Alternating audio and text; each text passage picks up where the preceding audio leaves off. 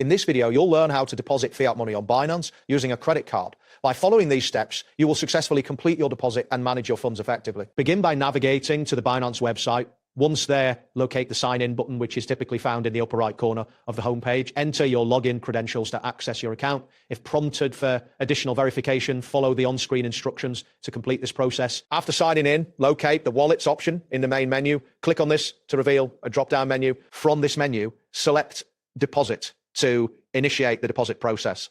You will then be presented with options for the type of deposit. Choose Fiat as your deposit type.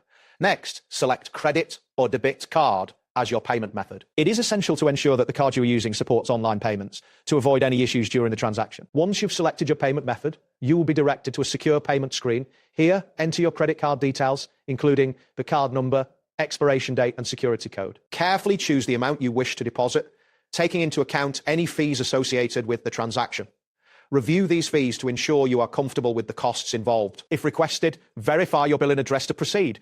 After confirming that all information is accurate, authorize the payment. During this processing phase, do not refresh the page, as this may disrupt the transaction. After submitting your payment, wait for the deposit confirmation. Card deposits are typically processed instantly, but it may take a moment for the transaction to complete. Once you receive confirmation, check your wallet balance to ensure that the funds have been successfully added.